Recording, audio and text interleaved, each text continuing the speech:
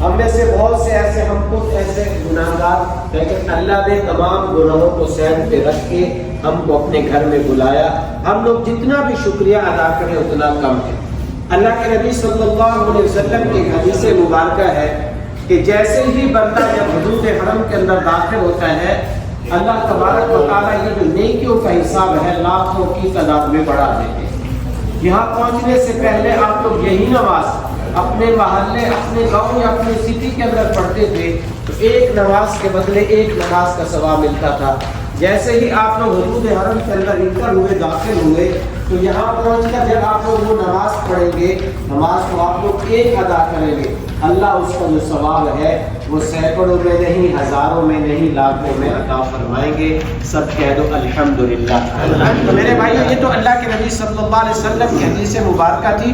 حدود حرم کے اندر داخل ہونے پہ اللہ کا کیا انعام ہے. اللہ کے نبی کی ایک دوسری حدیث ہے کہ جب بندہ بیت اللہ کے اندر داخل ہوتا ہے، مطاف کے اندر داخل ہوتا ہے، تو اللہ تبارک و تعالیٰ کی آپ کے دامن، آپ کی جھولیاں نیکیوں سے بھری ہوئی ہوں. میرے بھائیو، جب ہم لوگ عمرہ کر کے واپس لوٹے، ہماری زندگی کے اندر ایک چینج اور تبدیلی ہو. عمرے سے پہلے والی زندگی اور عمرے کے بعد والی زندگی کے اندر چینج آ گیا، تبدیلی آ گئی، تو سمجھو یہ جو مبارک سفر ہے اللہ کے ہاں مقبول ہو گیا. تو میرے بھائیو، آج ہم لوگ اس وقت جس شہر مقدسہ کے اندر موجود ہیں، یہ وہ عظمت، فضیلت اور بڑائی والا شہر ہے. آپ لوگ ماشاءاللہ مدینہ منورہ کا مبارک سفر کر کے آ رہے ہیں. اللہ نے اس ہستی کی ولادت باسعادت کے لیے اسی مکہ المکرمہ کی سرزمین کو چنا جہاں پہ آج ہم لوگ اس وقت الحمدللہ موجود ہیں. میری مراد وہ گنبد خضرا والی ہستی. تو میرے بھائیو، آج ہم لوگ اس وقت جس شہر مقدسہ کے اندر موجود ہیں، یہ وہ عظمت، فضیلت اور صلی اللہ علیہ وسلم نے اپنی زندگی کے 53 برس 53 برس یہاں مکہ کے اندر گزارے، صرف 10 برس مدینہ المنورہ کے اندر گزارے. تو میرے بھائیو، پھر اللہ نے جب اپنے حبیب صلی اللہ علیہ وسلم کے شہر کا ذکر قرآن مقدس کے اندر فرمایا تو 3 قسمیں اٹھا کر والتین والزیتون وطور سینین وہذا البلد الامین، 3 قسمیں اٹھانے کے بعد فرمایا کہ مجھے اس بالد الامین والے شہر، امن والے شہر مکہ کی قسم، جہاں پہ آج ہم لوگ اس وقت الحمدللہ موجود ہیں. تو میرے بھائیو، اللہ سے دعا ہے کہ اللہ تبارک و تعالیٰ آپ کے اس مبارک سفر کو اپنی بارگاہ کے اندر قبول فرمائے. سب کہہ دو آمین. تو میں دعا بھی نہیں کر سکیں گے، اس لیے پہلا کام اپنی نگاہوں کو نیچے کر لینا ہے. دوسرا کام ایسا، جب ہم لوگ مسجد کے اندر داخل ہوتے ہیں تو مسجد کے داخلے کی دعا پڑھ کے دایاں پاؤں پہلے رکھتے ہیں، مسجد کے اندر داخل ہو جاتے ہیں. ایک مرتبہ مسجد کے داخلے کی دعا پڑھ لیں گے جو مختصر ہے، اللہم افتح لی ابواب رحمتی. اگر یہ عربی کی دعا نہیں آتی، اس کا آسان ترجمہ اپنی زبان کے اندر، اے اللہ میرے لیے رحمت کے دروازے کھول دے. سب پڑھیں گے ایک مرتبہ تاکہ سب کو یاد ہو جائے، اے اللہ میرے لیے رحمت کے دروازے کھول دے. یہ الفاظ کہہ کے دایاں پاؤں سیدھا پاؤں پہلے رکھے گا، مسجد کے اندر داخل ہو جائیں گے. 2 کام ہو جائے. تیسرا کام حدیث پاک کے اندر آیا ہے کہ جب بندہ مسجد کے اندر داخل ہوتا ہے، اگر ایک پاک کی نیت کر کے مسجد کے اندر داخل ہوتا ہے، پھر چاہے جا کے مسجد کے اندر سو بھی جاتا ہے، اللہ اس کا سونا بھی عبادت میں لیتے ہیں. آج ہم لوگ ماشاءاللہ اس مسجد کے اندر داخل ہو رہے ہیں کہ جس کا ذکر اللہ نے قرآن مقدس کے اندر فرمایا، سبحان الذی اسری بعبدہ لیلا من المسجد الحرام. اسی مسجد حرام کے اندر نہیں آتا تو اپنی زبان کے اندر دعائیں مانگتے رہے، یہ بھی جائز ہے. تیسرا کلمہ پڑھتے ہوئے جب آپ لوگ طواف اسٹارٹ کریں گے تو طواف کے پہلے 3 چکروں کے اندر مرد حضرات کے لیے ایک چیز اضافی ہے، وہ ہے رمل. رمل کہتے ہیں تھوڑا اکڑ کے چلنا، سینے کو نکال کے چلنا، جیسے پہلوان چلتا ہے پہلے 3 چکروں کے اندر. تیسرا کلمہ پڑھتے ہوئے آپ لوگ طواف اسٹارٹ کریں گے.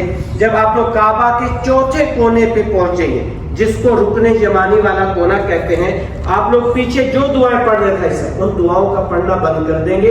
اور ایک دعا ہے جس دعا کا ذکر اللہ نے قرآن مقدس کے دوسرے سپارے سورۃ بقرہ کے اندر اللہ نے اس دعا کا ذکر فرمایا ہے، اور آتینا فی الدنیا حسنہ وفی الآخرۃ حسنہ وقنا عذاب النار. یہ دعا پڑھتے ہوئے جب آپ لوگ حجر اسود اور گرین لائٹ کے برابر پہنچیں گے، آپ کا 1 چکر مکمل ہو جائے گا. پھر آپ لوگ اسی طریقے سے حجر اسود کا دوسرا استلام کریں گے، آپ کا دوسرا چکر اسٹارٹ ہو جائے گا. تو ایسے آپ نے 7 چکر لگانے ہیں. جب آپ کا 7واں چکر ہوگا، آپ لوگ حجر اسود اور گرین لائٹ کے برابر پہنچیں گے تو وہاں پہنچ کے جو آپ لوگ استلام کریں گے وہ آپ کا 8واں استلام ہوگا۔ 7 چکر 8 استلام کے ساتھ آپ کے کعبہ کے 7 چکر مکمل ہوئے۔ ابھی طواف مکمل نہیں ہوا، طواف مکمل اس وقت ہوگا جب آپ لوگ وَاتَّخِذُوا مِن مَقَامِ إِبْرَاهِيمَ مُصَلَّى، کہ جب مقام ابراہیم پہ 2 رکعت نماز مانے گا، آپ کے عمرے کے 2 فرض پورے ہو گئے۔ سر آپ کے عمرے کے 2 ہی واجب ہیں۔ پہلا واجب ہے صفا اور مروہ پہاڑ کے درمیان کے اندر صحیح کے ساتھ چکر لگانا، اور عمرے کا دوسرا واجب ہے سر کے بال منڈوانا۔